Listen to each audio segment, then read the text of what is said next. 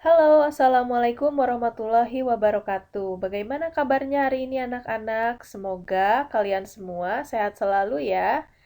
Hari ini kalian harus sudah siap belajar dengan Ibu Rani. Hari ini kita sudah mulai memasuki tema 1, subtema 3, pembelajaran 1.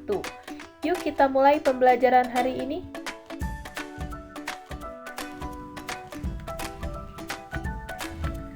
Udin dan teman-teman belajar di sekolah.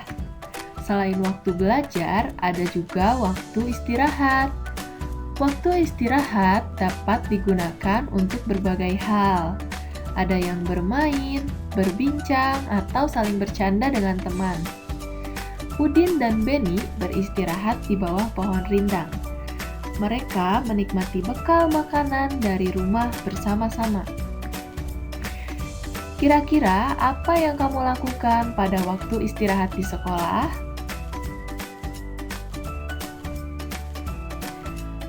Pastinya kalau kita sudah bisa bertemu di sekolah, anak-anak semuanya ketika beristirahat itu ada yang masih sibuk belajar, main bola, dan bermain dengan teman-temannya ya.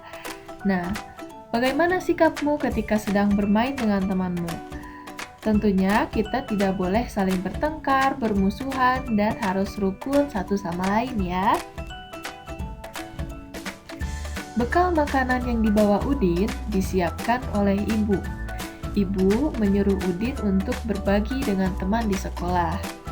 Nah, di sini ada percakapan antara Udin dengan ibunya. Bagilah bekalmu dengan teman-teman ya, Din. Berbagi menunjukkan sikap rukun. Bawalah tempat bekalmu kembali ya, kata ibunya Udin. Baik, Bu. Mengapa kita sebaiknya berbagi dengan teman? Kata Udin. Karena berbagi juga merupakan salah satu sikap rukun di sekolah ya. Nah, dalam percakapan tadi ada kalimat perintah. Kalimat perintahnya itu yang tadi ibu meminta Udin untuk membagi makanannya.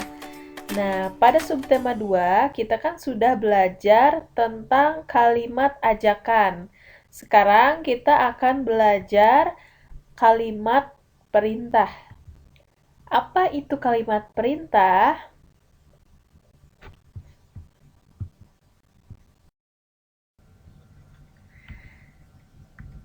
Kalimat perintah adalah kalimat yang digunakan untuk memerintah orang lain agar melakukan sesuatu untuk kita.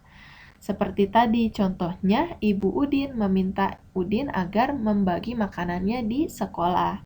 Itu merupakan kalimat perintah ya anak-anak. Pada kalimat perintah biasanya terdapat kata perintah yang diakhiri dengan kata kan atau lah. Misalnya, ambillah, tutuplah, atau matikanlah. Ambillah buku itu, tutuplah pintu itu, atau matikanlah lampunya. Itu merupakan sebuah kalimat perintah. Bisa dipahami ya anak-anak?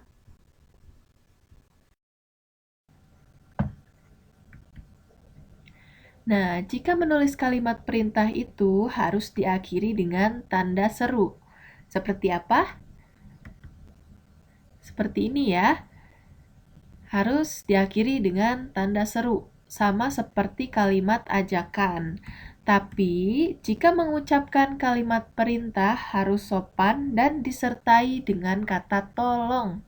Misalnya, tolong ambilkan pensilku, atau tolong tutup pintunya, Safa.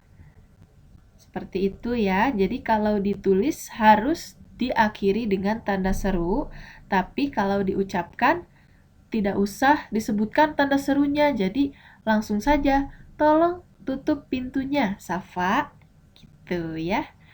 Jadi harus disertai dengan kata tolong agar sopan. Nah, kita lanjut ya. Di kelas, para siswa sedang belajar menggambar. Udin, Edo, dan Siti menggambar dengan alat yang berbeda. Kalau Udin menggambar dengan menggunakan pensil warna. Kalau Edo menggambar dengan menggunakan spidol. Dan Siti menggambar dengan menggunakan krayon. Bisa diingat? Kita ulangi lagi ya. Udin menggambar dengan menggunakan pensil warna. Edo menggambar dengan menggunakan spidol. Dan Siti menggambar dengan menggunakan krayon. Lalu, dari ketiganya, apakah ada perbedaan, Bu? Tentu saja ada. Nah, perbedaannya tentu saja ada. Yang pertama, tadi Udin menggambar dengan menggunakan pensil warna. Kalau menggambar dengan menggunakan pensil warna, itu hasil goresannya akan terlihat halus dan tipis.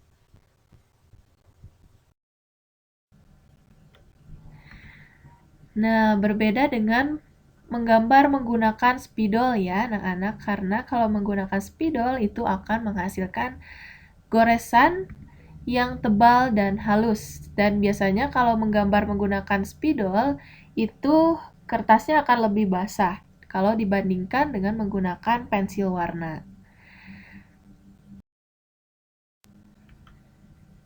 Lalu kalau menggambar menggunakan krayon itu akan menghasilkan goresan yang tebal dan kasar. Seperti ini ya anak-anak.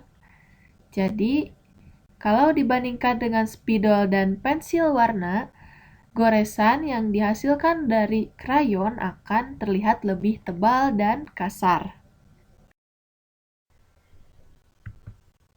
Nah, ada yang masih ingat tadi Udin menggambar dengan menggunakan apa? Udin menggambar dengan menggunakan pensil warna. Edo menggambar dengan menggunakan spidol dan Siti menggambar dengan menggunakan krayon.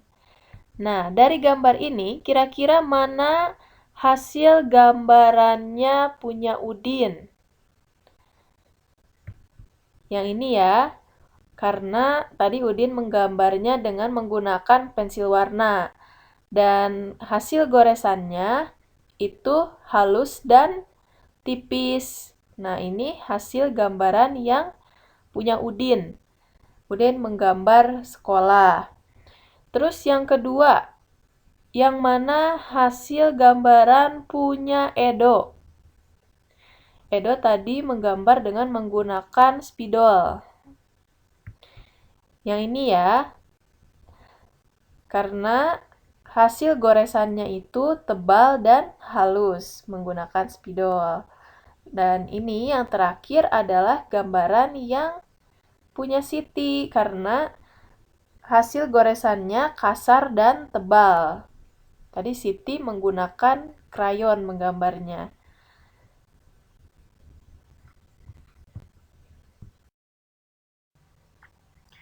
Baik, dari gambar tadi kita bisa membandingkan hasil atau goresan yang dihasilkan baik dari krayon, spidol, maupun pensil warna. Nah, kita lanjutkan ceritanya ya. Siswa di sekolah Udin cukup banyak.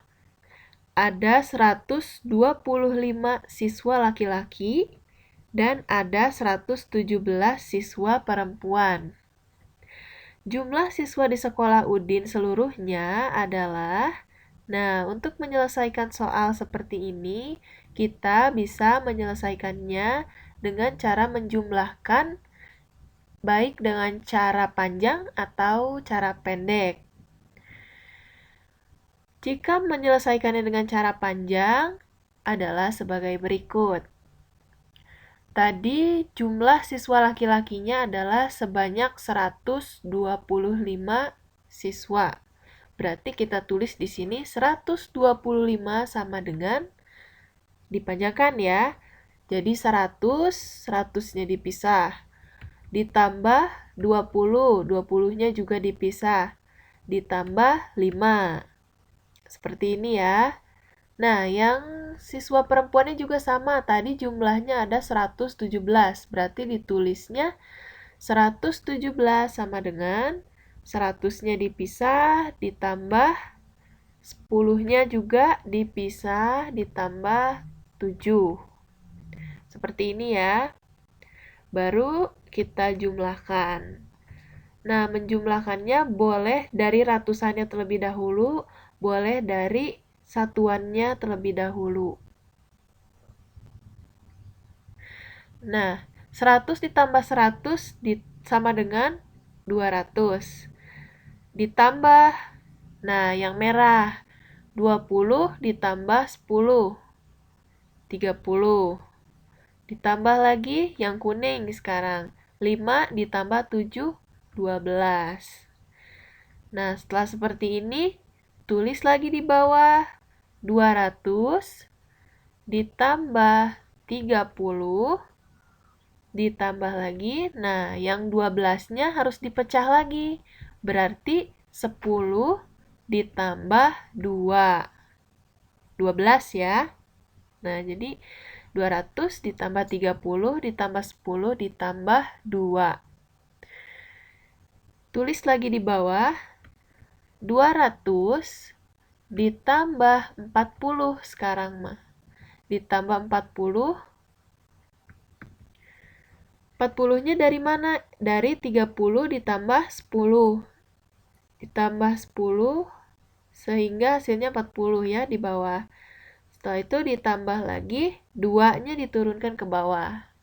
Nah, sehingga hasilnya adalah 242.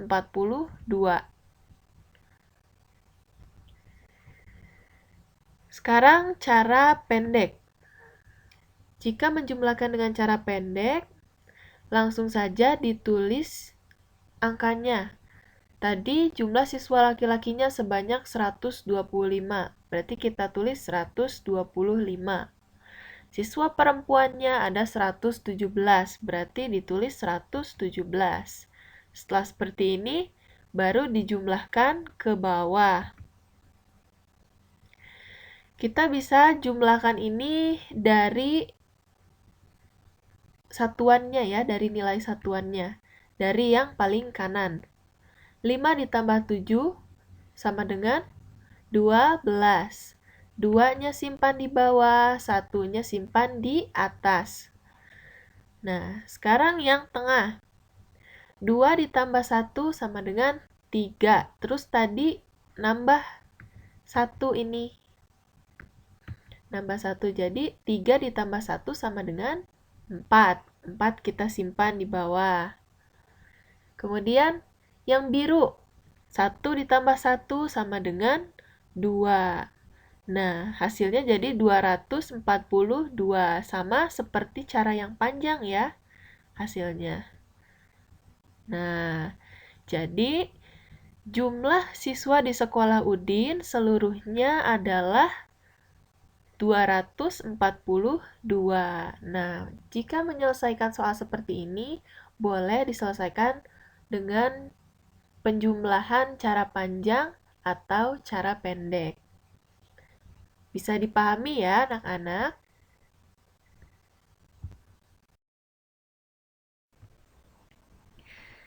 Mungkin cukup dulu pembelajaran hari ini. Mudah-mudahan apa yang Ibu sampaikan dapat dipahami dan dapat dimengerti oleh anak-anak semuanya. Mohon bantuan dan dukungannya juga kepada ayah dan bundanya di rumah untuk mendampingi dan membantu anak-anaknya belajar di rumah. Semoga apa yang didapatkan hari ini akan bermanfaat di kemudian hari.